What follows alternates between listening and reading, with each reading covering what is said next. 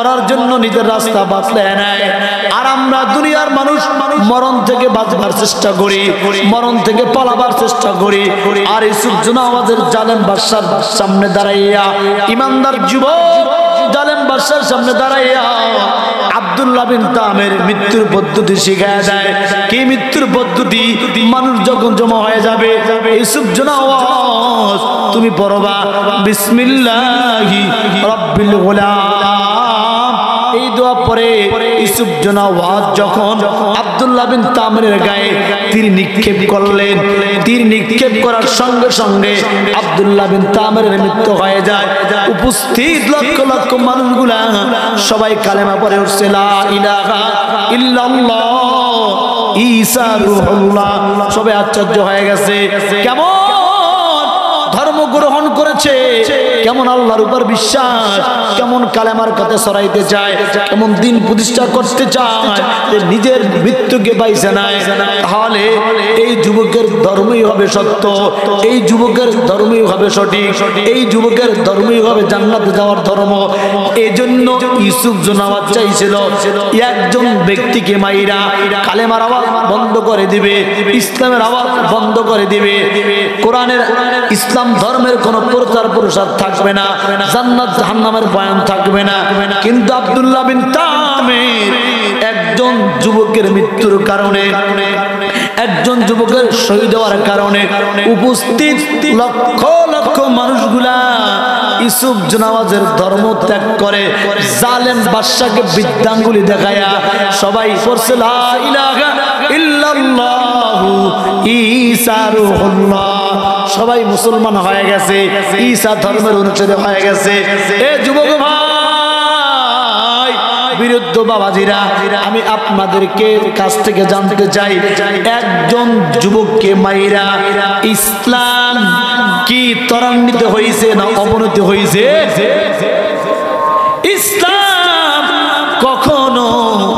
ইসলাম কখনো স্তব্ধ করা যায় না, ইসলাম কখনো স্তব্ধ হয় না, ইসলাম কখনো বন্ধ করা যায় না, ইসলাম কখনো বন্ধ হয় না। কারণ ইসলাম যারা গ্রহণ করেছে তাদের কাছে মৃত্যুর কোনো চিন্তা নাই, জাল জুলুমের কোনো চিন্তা নাই। কারণ ঈমান যাদের মধ্যে আছে তাদের মধ্যে আল্লাহর ভয় আছে, আল্লাহর ভয় যাদের মধ্যে আছে তাদের মরার ভয় আছে। কারণ ঈমান ওনারা, ইসলাম ওনারা জানে এই দুনিয়াটা আসল না, এই দুনিয়াটা হলো নকল। দুনিয়ায় আপনি আমি যত যেইভাবে চলি না কেন, যেই কায়দায় চলি না কেন, যত টাকার মালিক হই না কেন, যত ক্ষমতার মালিক হই না কেন, যত সম্পদের মালিক হই না কেন, যত সম্মানের মালিক হই না কেন, মরা লাগবেই। জোরে বলেন ঠিক কিনা? কেউ যদি কোরআনের জন্য জীবন দেয় সেও মরবে, কেউ যদি ইসলামের বিপক্ষে যায় মরে সেও মরবে, কেউ যদি শত্রুর আঘাত প্রাপ্ত হয়ে মারা যায় সেও মরবে, কেউ যদি জিকির করতে করতে মারা যায় সেও মারা যাবে।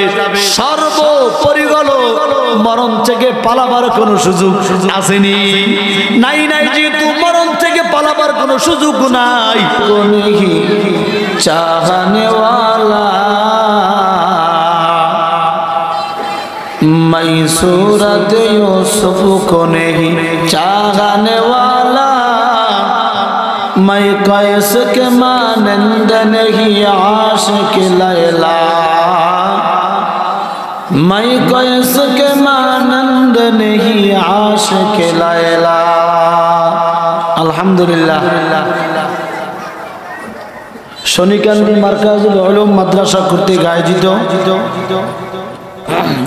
অধ্যকার মাহফিলের মুহতারাম সম্মানিত সভাপতি মুআজ্জাজ মুকাররম জাতির মাথার মুকুট ওয়ারাসাতুল আম্বিয়া হযরত উলামায়ে কিরাম সম্মুখপানে আগত আল্লাহ পাকের আশিকিন জাকিরিন শাকিরিন মুরিব্বানে আওয়াম কলিজার টুকরা যুবক বন্ধুগণ, স্নেহের ছোট ভাই, পর্দার অন্তরাল অবস্থানরত অত্যন্ত শ্রদ্ধা সম্মানিত মা বোনেরা, আজকের মাহফিলে উপস্থিত আছেন অত্র মাদ্রাসার মুরব্বী, হাজার হাজার ছাত্রদের উস্তাদুল আসাদিজা, আল্লামা কামালউদ্দিন সাহেব দামাত বরকাতুহুম, আর উপস্থিত আছেন আপনাদের এলাকার কৃতি সন্তান আমার অত্যন্ত মহব্বতের ভাই মাওলানা মুফতি ইনামুল বারী সাহেব।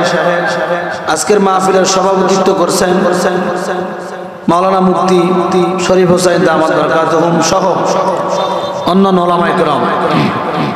শুরুতেই মহান রব্বুল আলামিনের দরবারে অসংখ্য অগণিত শুকর ও সুজুদ যে রব্বে কারীম আপনাকে আমাকে দুনিয়াবী সমস্ত কাজকর্ম থেকে বিরত রেখে, ভাই বক্সের সান বারান জিবাব দেন, হালকাই কুড়া ভাষায় দেন। 10 মায়ের 10 সন্তানকে একত্রিত হয়ে জান্নাতের বাগানে বেহেশতের বাগানে আসার বসার তৌফিক দান করেছেন। এই জন্য মহান মনিবের দরবারে শুকর আদায়ার্থে সমস্বরে শুকরিয়া দান জোরে সরি বলি আলহামদুলিল্লাহ। লক্ষ্য করি দরুদ এবং সালাম মহান মানবতার মুক্তির দিশারি সাইয়্যিদুল মুরসালিন ইমামুল মুরসালিন আফতাব নবুয়ত ফখরে মওজুদাত রাহমাতুল লিল আলামিন মুহাম্মদুর রাসূলুল্লাহ সাল্লাল্লাহু আলাইহি ওয়াসাল্লামের উপর সর্বোপরি সকল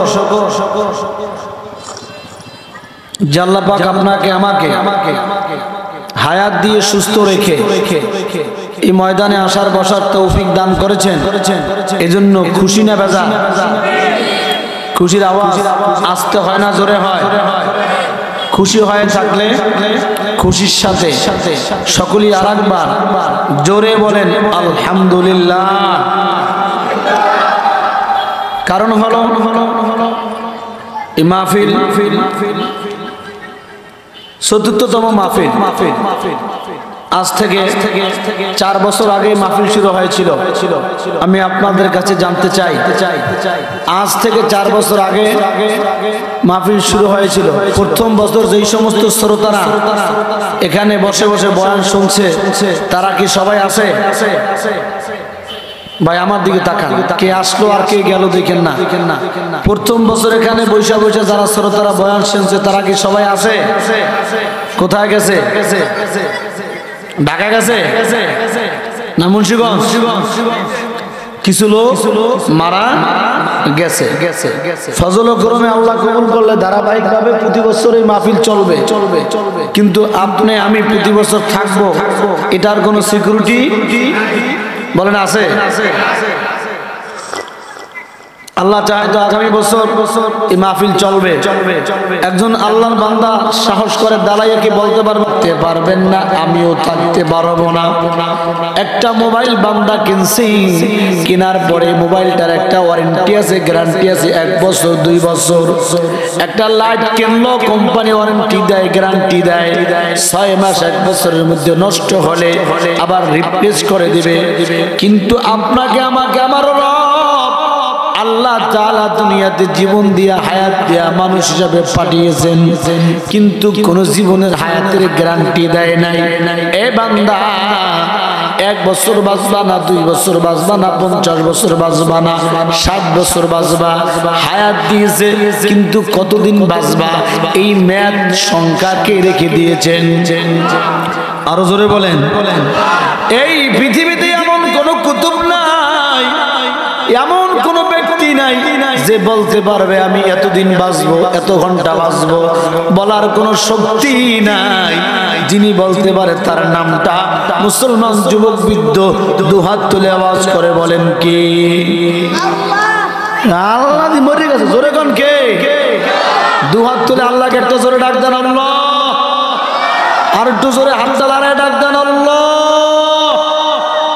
মুসলমান আল্লাহ ডাক ভালো লাগে না খারাপ লাগে? হায়াতের জিন্দেগি দেওয়ার পর আপনিও চলতেছেন, আমিও চলতেছি, স্বপ্ন আপনার আমার মনের মধ্যে বাসা বাঁধছে। যুবক বৃদ্ধ বাবাজিরা, আপনাকে আমি চিন্তা করেছি আল্লাহ যে হায়াত দিয়েছে, একই পাতিলার রান্না খায় বাবা, একই পাতিলার রান্না খায় দিন দিন হয়ে যায় বুড়া, আর একই পাতিলার রান্না খায়া সন্তান দিন দিন হয়ে যায় যুবক। কথা বলেন। একই মহিলার রান্না খায়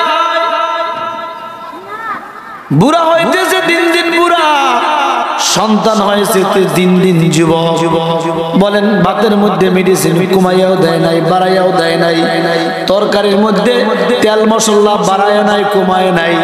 একই বাবুর্চির রান্না খাইয়া কেউ হয় যুবক, কেউ হয় বৃদ্ধ, কেউ হয় সুস্থ, কেউ হয় অসুস্থ। এই যে সিস্টেম কে দিয়েছে? জোরে বলেন কে? এ মুসলমান ইমানদার আল্লাহর গোলাম, আপনার আমার জিন্দেগি থেকে হায়াত যাইতেছে, হায়াত যাইতেছে। আপনার আমার জিন্দেগি থেকে আসলে কোনো মজা পাইতেছে? চতুর্মুখী গেলে আওয়াজ, কথার আওয়াজ, কথার আওয়াজগুলো বন্ধ করতে হইব। জিকির করি লা ইলাহা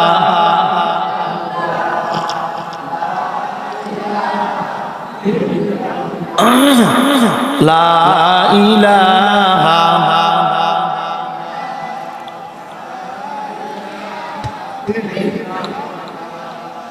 লা ইলাহা ইল্লাল্লাহ, লা ইলাহা, লা ইলাহা ইল্লাল্লাহ মুহাম্মাদুর রাসূলুল্লাহ সাল্লাল্লাহু আলাইহি ওয়াসাল্লাম। যুবক ভাইরা, বৃদ্ধ বাবাজিরা, আমি আপনাদের কাছে একটা প্রশ্ন করতে চাই। আপনার আমার জীবন থেকে যত হায়াত চলে যায়, তত আমরা একটা পথ আগায় যাই অজান্তেই। সেই পথের নাম কি? বলেন কি? প্রতিদিন আপনার আমার হায়াত থেকে একটা রাস্তা কাছে আসতেছে, হায়াত যাইতেছে, রাস্তাটা কাছে আগাইতেছে। সেই রাস্তার নাম হলো কবরের রাস্তা। কতক্ষণ? যত আপনার আমার জীবন থেকে দিন যায়, ঘন্টা যায়, বছর যায়, ততই ছোট হয়ে যায়, কবরের রাস্তাটা খাটো হয়ে যায়, বড় যত মাইনাস হয়ে যায়, কবরটা তত কাছে হয়ে যায়। এ যুবক ভাই, বৃদ্ধ বাবাজিরা, এমন কোন দিন নাই, এমন কোন মুহূর্ত নাই, এমন কোন সময় নাই যেই মুহূর্তে মানুষের মৃত্যুর সংবাদ নাই। এই যে এখন আপনি আমি বৈশা বৈশা বয়ান শুনতেছি, এই মুহূর্ত বহুত মানুষের মৃত্যু হয়ে গেছে, বহুত মানুষের জানাজা রেডি হচ্ছে, বহুত মানুষ অ্যাক্সিডেন্ট হয়ে রাস্তায় পড়ে আছে, বহুত মানুষ হাসপাতালে চিকিৎসা অবস্থায় আছে। আছে না নাই? কোন সময় মরবা, কোন অবস্থায় মরবা কেউ জানে না। যিনি জানেন তিনি কে? আইনামা তাকুনু ইদরকুমুল মাউত ওয়ালাউ কুনতুম ফি বুরুজিম মুশাইয়্যিদা। আমার আল্লাহ জানায় দেয়, এ দুনিয়ার মানুষ, মরণ থেকে যতই পালাও, মরণ থেকে পালাবার কোন রাস্তা নাই। তবে কোন সময় মরবা, কোন অবস্থায় মরবা, এটা কেউ জানে না। যিনি জানে তিনি কে? এ যুবক ভাই, 9 তারিখে আমি মাহফিলে গিয়েছিলাম টাঙ্গাইলের ঘাটাইল। রাত্র 3টা বেজে গেছে। মরণটা কেমন হয় আপনি আমি তো চিন্তা করি না, বুঝি না। হেমায়েতপুর সাভার রাস্তায় জ্যাম লেগে গেছে। আমার সাথে আরেকজন বক্তা ছিলেন। কিসের জ্যাম? আমরা কোনো নমুনা পাই না। জ্যাম ঠেলতে ঠেলতে যখন সামনে আসলাম, দেখলাম বিশাল বড় একটা বাস গাড়ি, সামনে একটা প্রাইভেট কার লাল। আমার মোবাইলে এখনো ভিডিও করা আছে। বাস গাড়িটা, প্রাইভেট গাড়িটার একবারে মোয়া বানাইয়া ফেলছে। গাড়ি থেকে আমরা নামলাম, নামার পরে দেখি ড্রাইভার নাই। 2-3 জনে ধরে ড্রাইভারকে হাসপাতালে নিয়ে গেছে। রাত্র বাজে 3টা।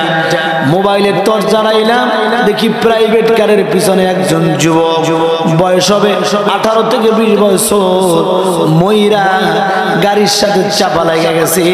মাথার গিলুটা গাড়ির মধ্যে পড়ে রয়েছে। রাত্র 3টা বাজে। কোন মায়ের সন্তান, কোন বাবার সন্তান, কোন এলাকায় বাড়ি কেউ জানে না। আশেপাশে কোনো মানুষ নাই। মানুষগুলা গাড়ি চালায় যাইতেছে, যে থামায় দেইখা ছবি তুলে নিয়ে যায়, কিন্তু সন্ধান নিতে চায় না। যুবকের বাড়ি কোথায়, ঘর কোথায় কোথায়? যুবকের বাবার নাম কি? যুবকের মার নাম কি? যুবক, ওই আল্লাহর বান্দা যুবক প্রাইভেট গাড়ি দিয়া আরামে ঘুমাইতে ঘুমাইতে অথবা গল্প করতে করতে ঢাকা রওনা করছে, কিন্তু রাত্র 3টার সময় বাস গাড়ির চাপা দিয়া তার মৃত্যু হবে। বলেন ওই যুবক কি জানতো? কথা বলেন, জানতো? মৃত্যু হয় যে এমন সময় আপন বলতে কেউ নয়, লাশটাও কি তার গ্রামের বাড়ি যাবে কিনা তাও জানে না। ও যুবক ভাই, বিরুদ্ধ বাবাজিরা, এটাই হলো হায়াতের নমুনা, এটাই হলো হায়াতের সিস্টেম।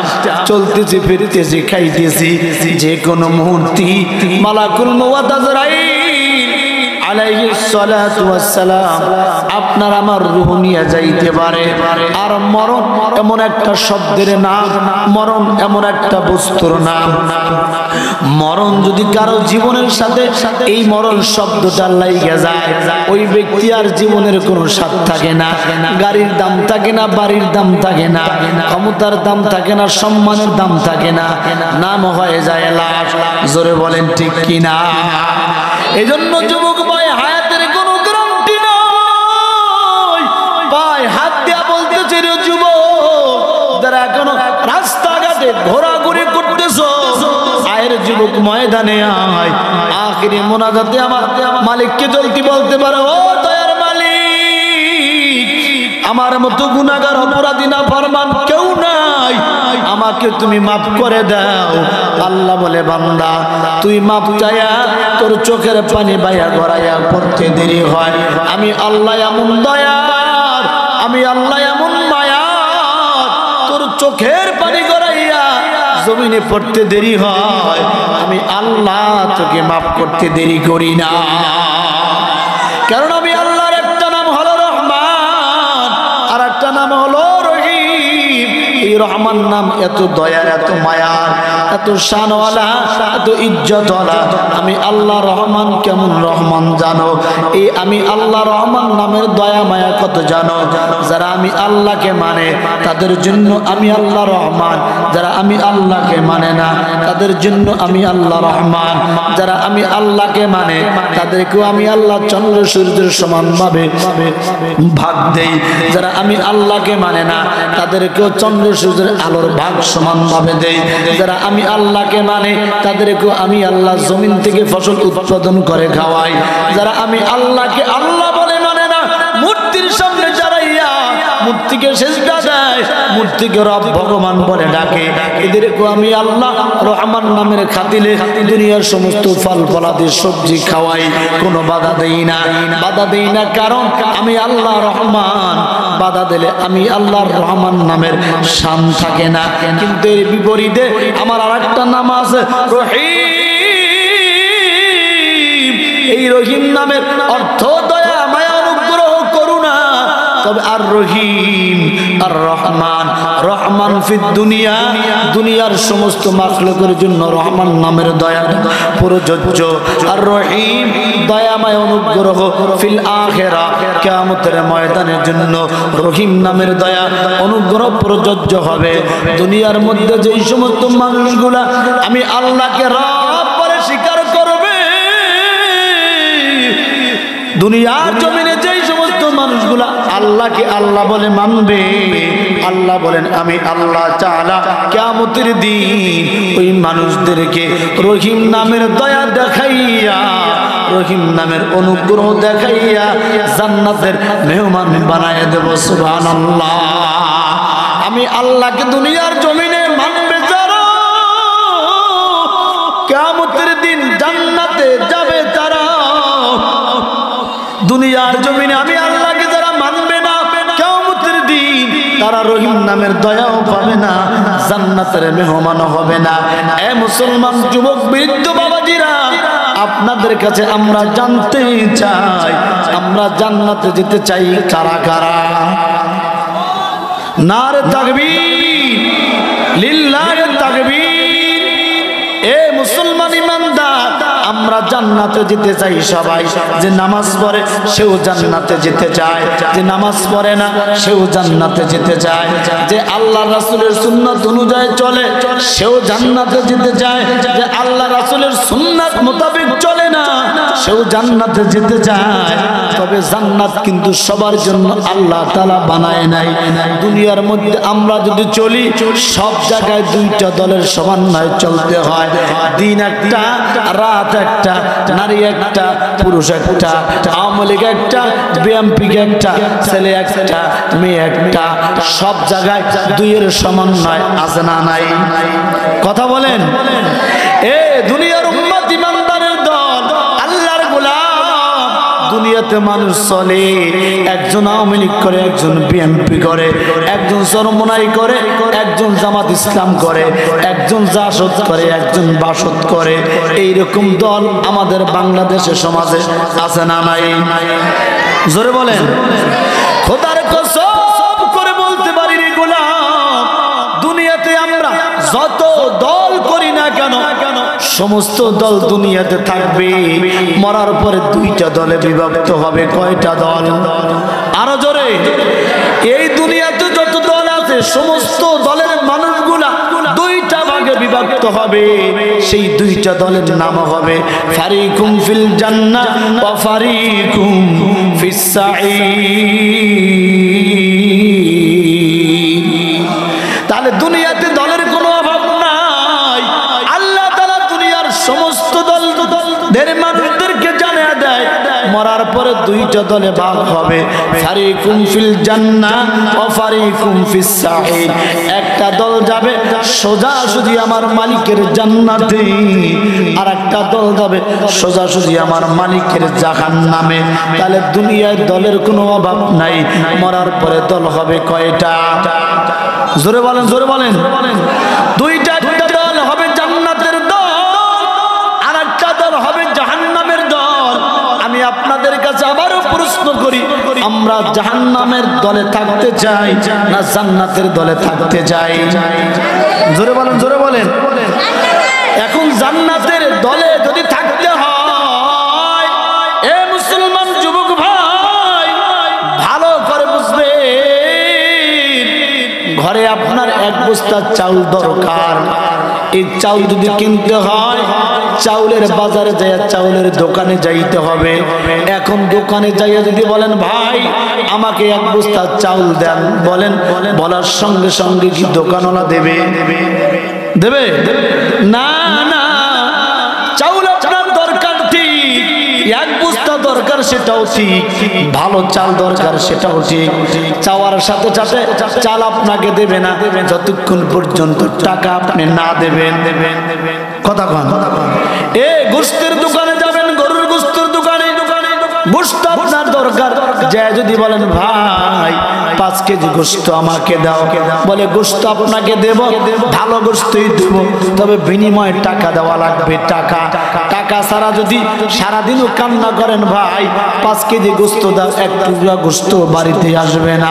চাউলের দোকানে চাউল চাইয়া যদি সারাদিনও কান্না করেন, টাকা না দিলে 1 কেজি চাউলও বাড়িতে ঢুকবে না। আওয়াজ করে বলেন কথা সত্য না মিথ্যা? আল্লাহ বলে গোলাম জান্নাতে সবাই যেতে চাও, প্রত্যেক মুসলমান ইমানদার মানুষের জন্য জান্নাত আল্লাহ তাআলা বরাদ্দ করে রেখেছেন।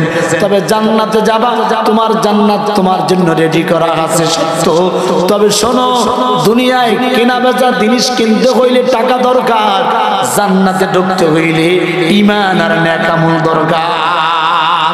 সুবহানাল্লাহ। সেটা কোথায় পাইবেন? প্রমাণ কি? আল্লাহ তাআলা বলেন ইন্নাল্লাযীনা আমানু ওয়া আমিলুস সালিহাত কানাত লাহুম জান্নাতুল ফিরদাউসি নুজুলা খালিদিনা ফিহা। জোরে বলেন আল্লাহু আকবার। দুনিয়ার জিনিস কেনার জন্য টাকা দরকার, টাকা দরকার। জান্নাতে ঢোকার জন্য ঈমান আর নেক আমল দরকার। কে বলেছেন? আরো জোরে বলেন। ঈমান আছে কিন্তু নেক আমল নাই, নেক আমল আছে কিন্তু নাই, জান্নাতে যাওয়া চলবে না। তাহলে জান্নাতে যাইতে হইলে বান্দাকে দুইটা জিনিস লাগবে। কয়টা জিনিস? জোরে বলেন কয়টা? এক নম্বর জিনিসের নাম হলো ঈমান, দুই নম্বর জিনিসের নাম হলো আমল। বলেন কয়টা? আপনাদের কি কষ্ট হয়?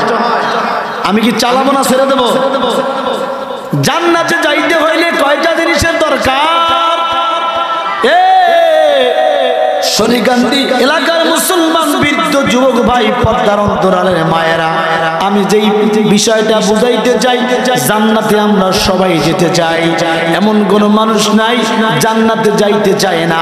তবে জান্নাতে যাইতে হইলে কয়টা জিনিস লাগবে? আওয়াজ করে বলেন কয়টা জিনিস? এক নম্বর জিনিসের নাম হলো ঈমান, দুই নম্বর জিনিসের নাম হলো আমল। এখন আপনাকে আমি জানাবো, আপনাদের কাছে জানবো, জন্মের পর থেকে ঈমান ঈমান ঈমান শুনছেন কি শুনছেন না? আসলে ঈমান কোন জিনিসের নাম? ঈমান খায় না, মাথায় দেয়। এইটাই কিন্তু আজ পর্যন্ত আপনার আমার জানা হলো না। আপনাদের মধ্যে যারা শ্রোতা আছেন, কাউকে যদি প্রশ্ন করি, বাবা অথবা ভাই বলেন তো ঈমান কাকে বলবে? প্রথম যদি প্রশ্ন করি আপনাকে যে আপনি ঈমানদার না বেঈমান, সে হাত ঝুলাইয়া বুকে হাত থাবর মেরে বলবে অবশ্যই আমি ঈমানদার। দ্বিতীয় প্রশ্ন যদি করি, ভাই বলেন ঈমান কাকে বলে? এই প্রশ্ন করলে অধিকাংশ মুসলমানই সঠিক জবাব দিতে পারবে না। জোরে বলেন ঠিক না বেটি? অথচ যদি প্রশ্ন করে আপনি ঈমানদার না বেঈমান, সে বুকে হাত দিয়ে বলবে, হাত ঝুলিয়ে বলবে অবশ্যই আমি ঈমানদার। যদি বলি ভাই বলো তো ঈমানদার কাকে বলে, আপনাদের কি কি মনে হয় সবাই সঠিক উত্তর দিতে পারবে? পারবে? আপনারা ঘুমাইছেন কারা কারা? দেখি তো ঘুমাইছেন? ওই দান কজন হাত তুলছে? এরা বলে ঘুমাইছে। এরা হাত তুলে জানান দেশে ঘুমাইছি, কিন্তু খোদার কসম আমি বিশ্বাস করি নাই। কারণ আমি এতটুকু ভালো করে জানি, ঘুমান্ত মানুষ কোন সময় হাত জাগাইতে পারে না। কথা কোন ঠিক কিনা? এরা যদিও হাত জাগাই বলতে হুজুর ঘুমাইছি, কিন্তু খোদার কসম আমি একবারের জন্য বিশ্বাস করি নাই। কারণ আমি জানি ঘুমান্ত মানুষ হাত জাগাইতে পারে। কথা বলেন ঠিক কিনা? তাহলে ঈমান কোন জিনিসের নাম? ঈমান কাকে বলে জানা দরকার আছে না নাই? কার কার জানা দরকার আছে? নারে তাকবীর, লিল্লাহি তাকবীর। কারণ ঈমানটাই যদি না জানি জান্নাতে যাওয়া যাবে না। ঈমানটাই যদি না জানি নেক আমল করা যাবে না। ঈমান হলো তিনটা জিনিসের নাম। কয়টা? আরো জোরে সবাই বলেন। পিছনের বাইরে বলেন ঈমান কয় জিনিসের নাম? এই মাহফিল থেকে যদি কয়েকটা জিনিস নাই জানতে পারে তাহলে কি লাভ হবে? ঠিক কিনা বলেন? ঈমান হলো জান্নাতে যাওয়ার মূল ফাউন্ডেশন। দ্বিতীয় ফাউন্ডেশনের নাম হলো আমল। ঈমান যদি না জানি, ঈমান যদি না থাকে, নেক আমল কাজে আসবে না। নেক আমল আছে, ঈমান নাই, জান্নাতে যাওয়া যাবে না। এইজন্য জান্নাতে যাওয়ার মূল হাতিয়ার হলো ঈমান। ঈমান হলো তিন জিনিসের নাম। কয় জিনিসের নাম? জোরে বলেন কয় জিনিসের নাম? মা বোনেরা, যুবক ভাইরা মুখস্থ করবেন। ঈমান হলো তিন জিনিসের নাম। এক নম্বর হলো তাসদিক বিল জানান, দুই নম্বর হলো ইকরার বিল লিসান, তিন নম্বর হলো আমল বিল আরকান। এক নম্বর হলো তাসদিক বিল জানান, অর্থাৎ অন্তরের অন্তরস্থল দিয়ে বিশ্বাস করা আল্লাহ কয়জন। জোরে বলেন, জোরে বলেন। এটা অন্তরের মনিকুটা দিয়া বিশ্বাস করা আল্লাহ একজন। এটা হলো অন্তরের গহীন দিয়া বিশ্বাস করা। একজন মানুষ অন্তর দিয়া বিশ্বাস করে আল্লাহ একজন, বলে অন্তর দিয়া বিশ্বাস করার পর ঈমান কামিল হয় নাই। বান্দা জবান দিয়া আওয়াজ করে বলতে হবে ইকরার বিল লিসান, জবানেও স্বীকার করো আল্লাহ কয়জন। এরপরে বান্দা অন্তরে বিশ্বাস করছো আল্লাহ একজন, জবান দিয়ে বলছো আল্লাহ একজন, বলে এরপর ঈমান পরিপূর্ণ হয় নাই, ঈমানদার হয় নাই। এরপরে 3 নম্বর হলো আমল বিল আরকান, আমলের মধ্যে পরিণত করা। এই 3টা জিনিস যখন বান্দার মধ্যে থাকবে তখন ওই বান্দা হবে পরিপূর্ণ ঈমানদার। 1 নম্বর হলো অন্তর দিয়ে বিশ্বাস করা। শরীয়তপুরে মুসলমান বলো আল্লাহ কয়জন? 2 নম্বর জোরে জোরে জবান দিয়ে আওয়াজ করে বলতে হবে আল্লাহ বাদে কোনো মাবুদ নাই। বলেন আল্লাহ আমার রব, এই রবই আমার সব। হাত নাড়াই বলেন আল্লাহ আমার রব। হাত জাগান, বলেন আল্লাহ আমার রব। এই ভালো লাগে না খারাপ লাগে? সবাই জবানটা খুলে গান না, আল্লাহ আমার রব। যুবক ভাই একটু আওয়াজ করে বলেন না আল্লাহ আমার রব, এই রবি আমার সব। দমে দমে তনু মনে তারি অনুভব, আল্লাহ আমার রব। জোরে আল্লাহ আমার রব। এ মুসলমান, আল্লাহর নাম জবানে ভালো লাগে না খারাপ লাগে? জোরে বলেন, জোরে বলেন। এই পৃথিবীর মধ্যে 3টা শব্দ সবচেয়ে আপন, সবচেয়ে ভালোবাসা, সবচেয়ে কাছের। 1 নাম্বার শব্দের নাম হলো আল্লাহ। জোরে বলেন না আল্লাহ। আল্লাহ শব্দের মধ্যে ভালোবাসা আছে না নাই? 2 নম্বর শব্দের নাম হলো মা। আপনাদের কাছে জানতে চাই মা শব্দের মধ্যে ভালোবাসা আছে না নাই? 3 নম্বর শব্দের নাম হলো বাবা। বাবা শব্দের মধ্যে ভালোবাসা আছে না নাই? এই 3টা শব্দই পৃথিবীতে সবচেয়ে আপন, সবচেয়ে ভালোবাসার, সবচেয়ে মায়ার। এই 3টা শব্দকে যারা মহব্বত করে, যারা ভালোবাসে, আল্লাহ তাআলা বলেন এদের ঠিকানা হবে জান্নাত। তাহলে বলতেছিলাম ঈমান কয় জিনিসের নাম?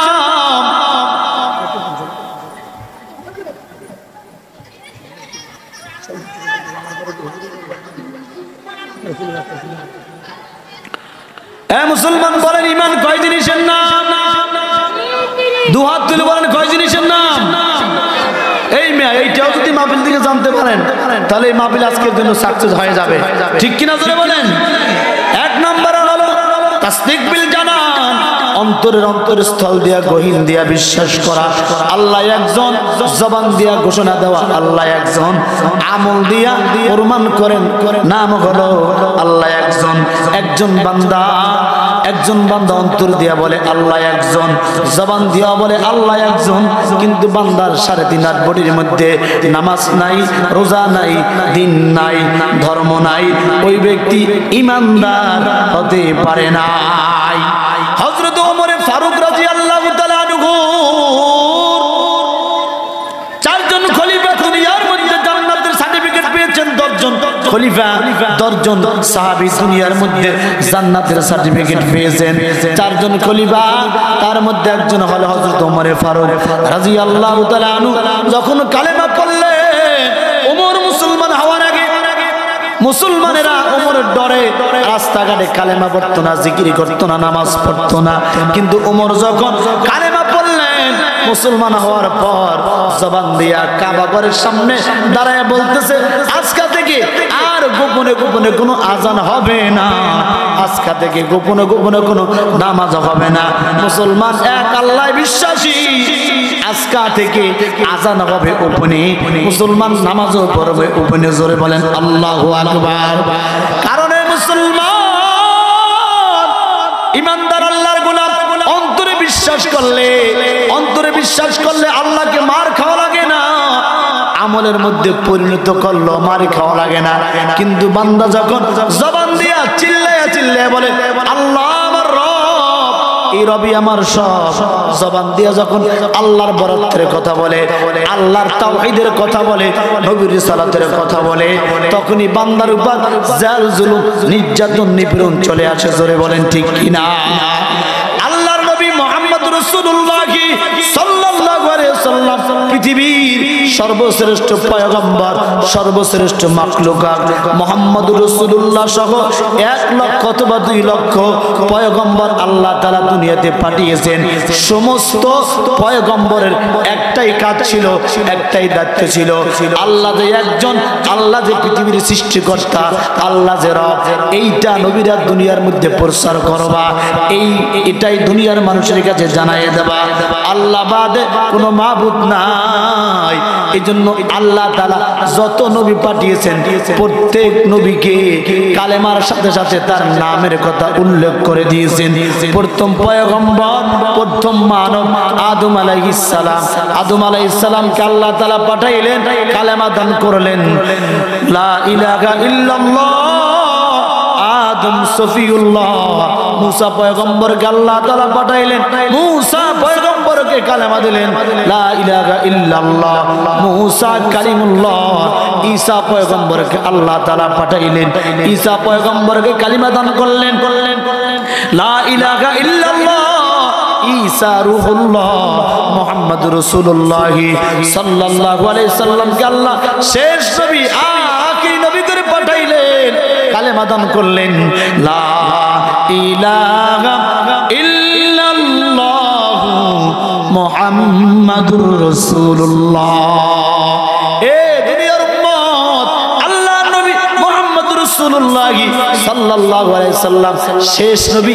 আমার নবীর পরে আর কোন নবী আসবেন না। আমার নবী হলো আনা খাতামুন নাবিয়্যিন লা নাবিয়্যা বাদি। আল্লাহর নবী শেষ নবী, এরপরে আর কোন নবী আসবেন না। আল্লাহর নবীর ধর্মই হলো শ্রেষ্ঠ ধর্ম, ইসলামই হলো শ্রেষ্ঠ ধর্ম। ইসলাম ধর্ম বাদ দিয়া কোন ধর্মের দাম আল্লাহর কাছে নাই। ইসলাম ধর্মটা আল্লাহর পক্ষ থেকে মনোনীত। আল্লাহ তাআলা বলেন, ইন্নাদ-দীনা ইনদাল্লাহিল ইসলাম। একমাত্র ইসলাম ধর্মই হলো নাজাতের ধর্ম, একমাত্র ইসলাম ধর্মই হলো জান্নাতের ধর্ম। বলেছেন কি? এ মুসলমান ইমানদার আল্লাহর গোলাম, বলতেছিলাম ইমান 3 জিনিসের নাম।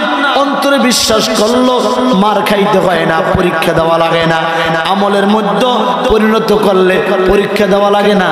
কিন্তু কোন মানুষ যদি জবানে চিল্লাইয়া আল্লাহর জমিনে আল্লাহর দ্বীন প্রতিষ্ঠা করতে চায়, আল্লাহর বরত্বের কথা বলতে চায়, তখনই তার উপর জুলুম আসে, নির্যাতন আসে। কারণ এই পৃথিবীর শুরু লগ্ন থেকে এই পর্যন্ত মুসলমানের দুশ্মন, ইসলামের দুশ্মন আছে না নাই? আদম আলাইহিস সালাম থেকে শুরু করে নিয়ে পয়গম্বর মুহাম্মদ রাসূলুল্লাহ সাল্লাল্লাহু আলাইহি ওয়াসাল্লাম পর্যন্ত যত নবী আসেছে, সমস্ত নবীর বিরুদ্ধে বেঈমানেরা ছিল, ইহুদিরা ছিল, নাসারা ছিল।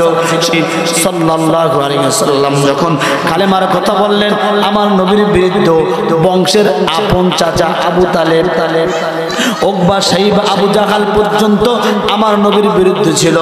এই দুনিয়ার ইমানদার আল্লাহর গোলাম নবীজিকে সবাই ভালোবাসে, নবীজিকে সবাই মহব্বত করে। নবীর মতো ভালো মানুষ কেউ নাই।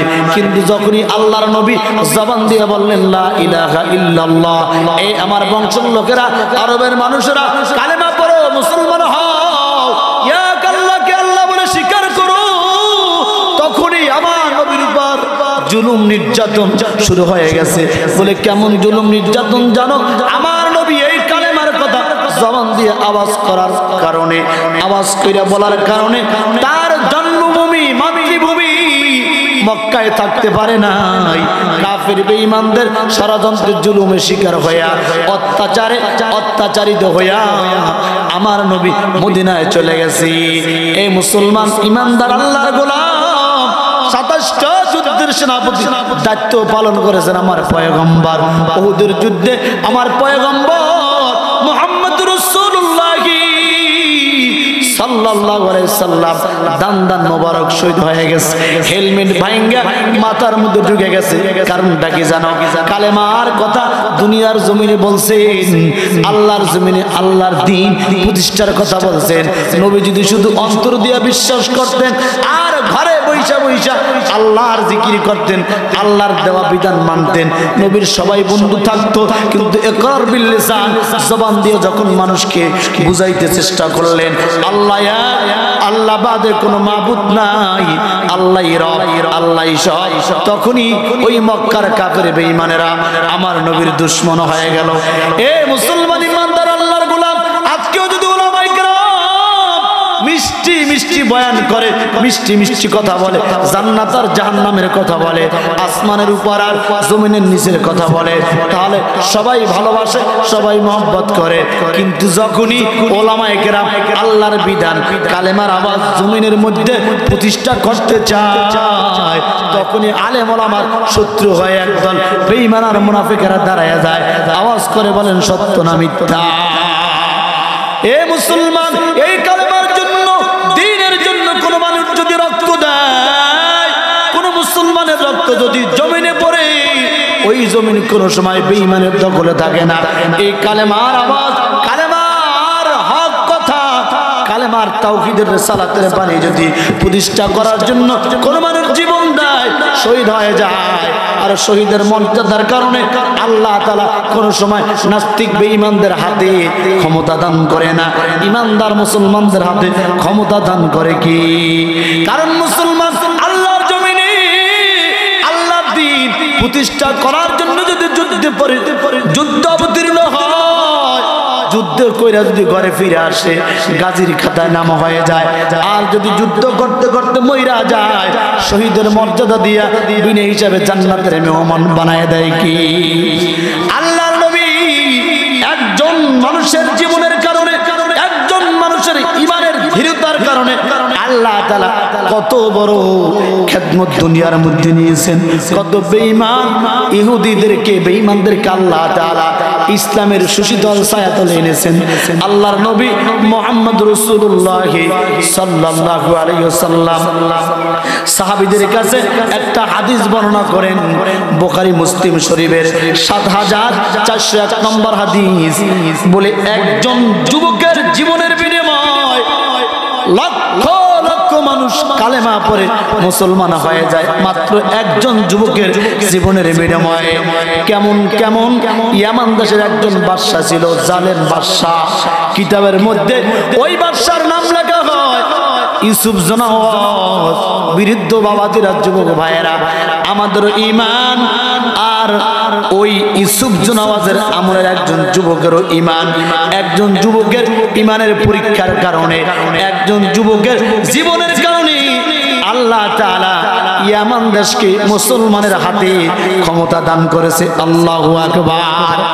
আল্লাহর নবী হাদিস বর্ণনা করতেছে, সাহাবীদেরকে বলে ইয়ামান দেশে একজন বাদশা ছিল, জালেম বাদশা, মুসলমানদেরকে সহ্য করতে পারতেন না। ঈসা নবীর ধর্ম ছিল ওই জমানায় চালু, লা ইলাহা ইল্লাল্লাহ ঈসা রূহুল্লাহ। এই কালেমা ইউসুফ জনাওয়াজ জালেম বাদশার আমলে কেউ পড়তে পারত না। যে পড়ত তাকে ইউসুফ জনাওয়াজ জেলখানায় আবদ্ধ করে শাস্তি দান করত। ওই ইউসুফ জনাওয়াজ জালেম বাদশা শাসনামলে রাজ্যের মধ্যে একজন নামকরা জাদুঘর ছিল, জাদুবিদ্যায় পাণ্ডিত, বিদ্ধ হয়ে গেছে। আপনাদের কি কষ্ট হয়? বুঝেন বুঝেন, আপনাদের ঈমান আমাদের ঈমান আর একজন যুবকের ঈমান কতটা শক্ত হতে পারে। একজন যুবকের ঈমানি পরীক্ষার কারণে ইয়ামান দেশ কতটা মুসলমানের করাতে চলে আসতে পারে। হাদিস থেকে ঘটনাটা আপনাদেরকে বুঝাবার চেষ্টা করতেছি।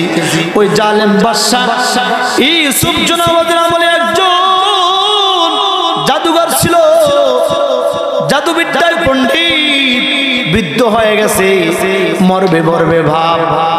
একদিন যাইয়া ইউসুফ জনাওয়াজকে ডাক দিয়া কয়, বাদশা নামদার, ইয়ামান দেশে আপনার রাজ্যের মধ্যে আমি একজন জাদুঘর, বৃদ্ধ হয়ে গেছে, আপনি আপনার রাজ্যের মধ্যে আমি বিভিন্ন জাদুবিদ্যায় পাণ্ডিত্য অর্জন করে আপনার উপকার করেছি, আপনার রাজ্যের সুনাম বয়ে এনেছি, কিন্তু আমার মৃত্যু হয়ে যাবে, আমি কোনো আমার শিষ্য সার্গেত বানাইতে পারি নাই।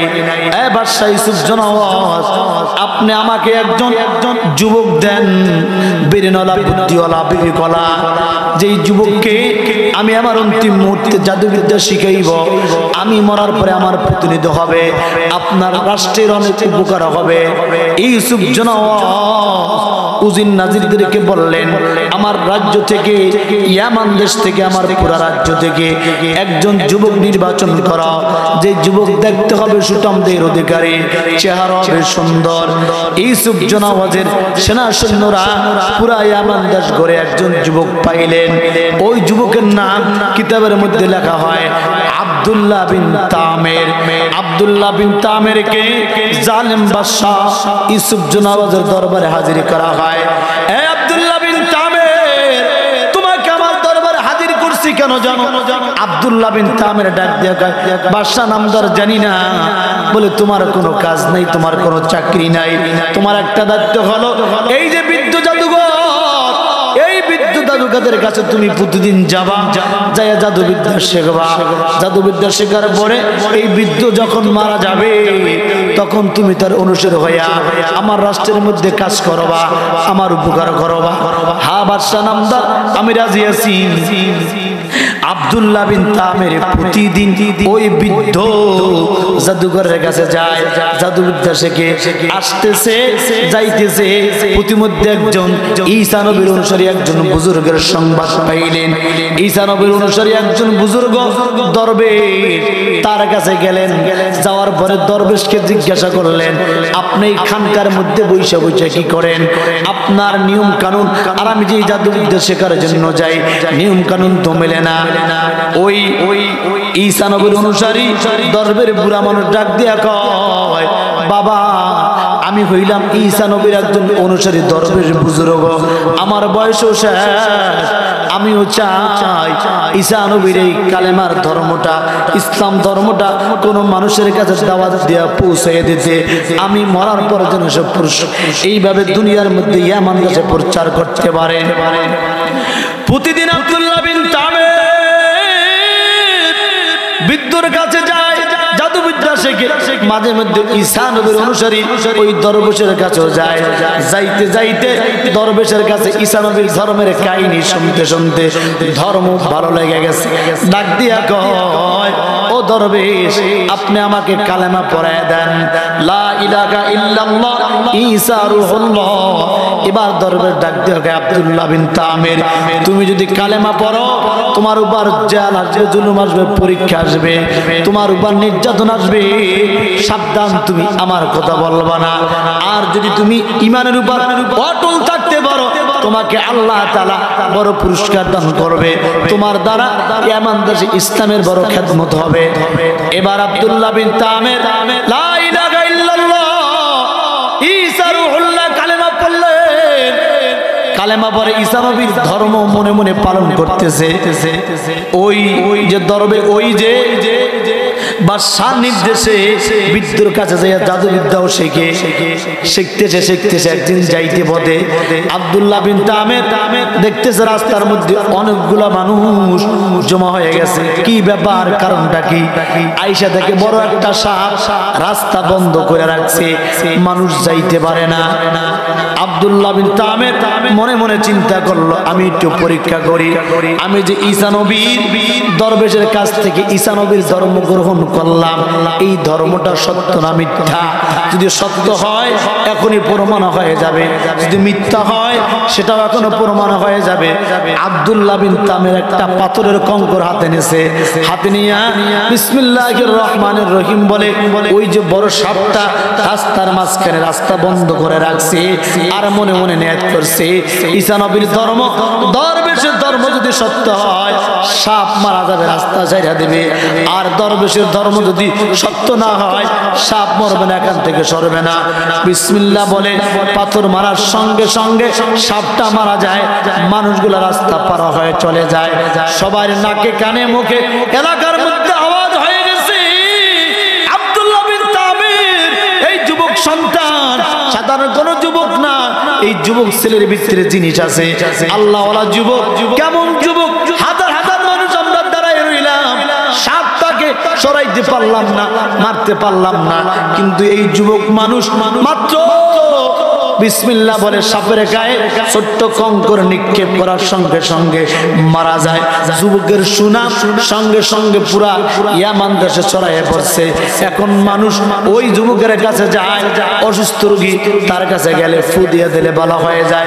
ডবল রোগী, কুষ্ঠ রোগী আব্দুল্লাহ বিন তামিরের কাছে গেলে ভালো হয়ে যায়, কারণ আব্দুল্লাহ বিন তামির কালেমা পড়ছে, আল্লাহর ধর্ম গ্রহণ করছে, ইসলাম।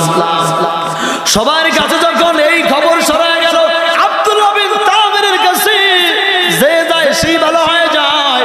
কিন্তু ইউসুফ জনাওয়াজ জালেম বাদশার দরবারে একজন উজির ছিল, অন্ধ, চোখে দেখে না। উজিরের কাছে খবর পৌঁছে গেল, তোমার এই রাজ্যের মধ্যে আব্দুল্লাহ বিন তামির নামে একজন সন্তান আছে, এত বড় পণ্ডিত্য অর্জন করেছে, যেই ব্যক্তি অসুস্থতা নিয়ে তার কাছে যায়, হাত বুলায় দিলে ভালো হয়ে যায়। উজিরের চক্ষু নাই, পৃথিবীর কিছুই দেখতে পারে না।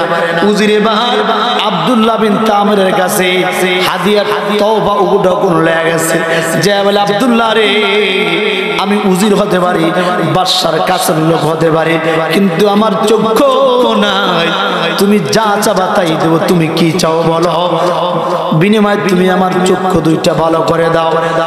আব্দুল্লাহ বিন তামির ডাক দিয়া কই, উজির, চক্ষু ভালো করার ক্ষমতা আমার নাই, চক্ষু ভালো করার সাধ্য আমার নাই, চক্ষু একজন ভালো করতে পারে, তিনি কে?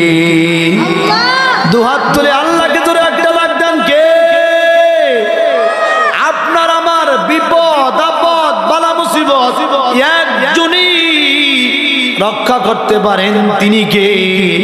কোন মানুষ যদি আল্লাহর উপর ভরসা করে, আল্লাহকে আল্লাহ বলে স্বীকার করে, আর বিপদের কথা কান্দা কান্দা বলে, আল্লাহ গো, আমি অমুক মুসিবতের মধ্যে পড়েছি, তুমি আমার মুসিবত থেকে হেফাজত করো, আল্লাহ আমার শরীরের মধ্যে অমুক রোগ বাধার বাসা বেঁধেছে, আল্লাহ তুমি হেফাজত করো, বলেন আল্লাহর কাছে বললে আল্লাহ মাফ করতে পারে কি পারে না? কিন্তু দুঃখ কি জানো, এই আধুনিক জমানায়ও কিছু ভণ্ড আছে, আল্লাহর কাছে দুঃখ বেদনার কাছে কথা বলে না, পীর বাবার কাছে যাইয়া বলে, বাবা বিপদে পড়ছি, মুসিবতে পড়ছি, ক্ষেতের মধ্যে ফসল হয় না, গরু কিনছি দুধ হয় না, মেয়েটার বিবাহ হয় না, ও বাবা এটা আপনি সারাইয়া দেন। মাজারের কাছে যাইয়া পেট ডলে মহিলা ডাক দেখায়, ও মাজারওয়ালা বাবা সন্তান দান করো। বলেন এইরকম ব্যাকুল বেকুব মুসলমান বাংলার জমিনে আছে না নাই? জোরে বলেন আছে না নাই? বলেন আপনার মেয়ের বিবাহ হয় নাই, বিবাহের বন্দোবস্ত করতে পারে কে? আপনি বিবাহ করছেন, আপনার সন্তান হয় না, সন্তান দিতে পারে কে? কিন্তু কপাল পোড়া মুসলমান পীরের কাছে যাইয়া সন্তান চায়, মাজারের কাছে যাইয়া সন্তান চায়, ও তো জানে না পীরের কাছে যখন সন্তান চায়, মাজারে যখন এই দামি কপালটা ঠেকায়া দেয়, সঙ্গে সঙ্গে ঈমান হারাইয়া জান্নাতের রাস্তাটা খুলে যায়। এই শিক্ষিত সমাজের মুসলমান, কোন মুসলমান পীরের কাছে যাইয়া তার আবেদন বিনোদনের কথা বলতে পারে না, কোন মুসলমান মাজারে যাইয়া সিজদা দিতে পারে না। মুসলমান একজনকে সিজদা দেবে, একজনের সামনে মাথা নত করবে, তিনি কে? জোরে বলেন কে? এই কপালটা একমাত্র একজনের কদমে লুটে পড়বে, তিনি হলেন আল্লাহ। ঠিক কিনা বলেন?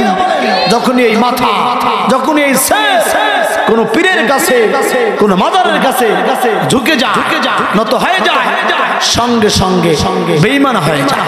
ঠিক কিনা বলেন? আজকে আপনাদের নড়িয়া থেকে আসার পথে দেখলাম কিছু মানুষ এক পীরের দরবারে যাইতেছে, একজনের কাছে একটা হারমোনিয়াম, বড় একটা হারমোনিয়াম নিয়ে টলা রয়েছে।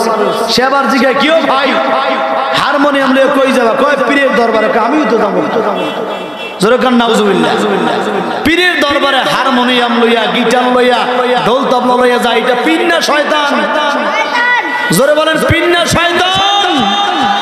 হক্কানি কোন পীরের দরবারে হারমোনিয়াম, ঢোল তবলা, গায়ক গায়িকা, আউল ফাউল বাউল থাকতে পারে না। ঠিক কিনা? হক্কানি পীরের দরবারে থাকবে দাড়ি টুপি মেসওয়াক সুন্নাতের ট্রেনিং আমলের ট্রেনিং নামাজের ট্রেনিং ঠিক কিনা জোরে কোন এই বাংলাদেশে হাজারো দরবার আছে দরবারে মানুষ বছরকে বছর যায় কিন্তু কপাল পুরাণ আজ পর্যন্ত থোতার মধ্যে দাঁড়িয়ে ওঠে নাই দরবারে প্রতি বছর যায় আজ পর্যন্ত মাথার মধ্যে টুপি ওঠে নাই দরবারে প্রতি বছর যায় আজ পর্যন্ত বিড়ি সিগারেট খাওয়া ছাড়ে নাই দরবারে প্রতি বছর যায় আজ পর্যন্ত 5 ওয়াক্ত নামাজ ধরে নাই এইরকম দরবারের পীরের মুরিদ বাংলাদেশে একজনও নাই কথা বলেন আছে না নাই এর বিপরীতে এমনও পীরের মুরিদ আছে মাত্র একবার গেছে বিড়ি খাইতো সিগারেট খাইতো সুদ খাইতো ঘুষ খাইতো মদ খাইতো মাত্র একবার ধরে বান্দা হক্কানি পীরের দরবারে নিয়ে গেছে বয়ান শোনার পরে ওই ময়দান থেকে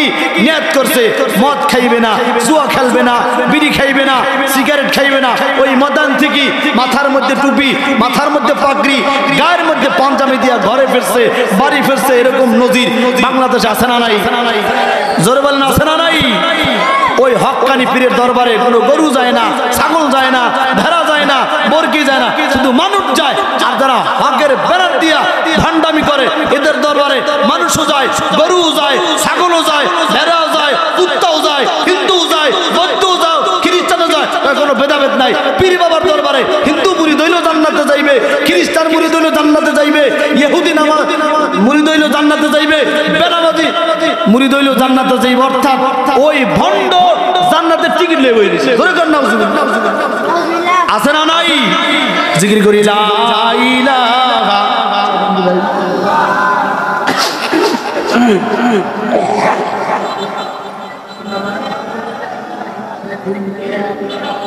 লা ইলাহা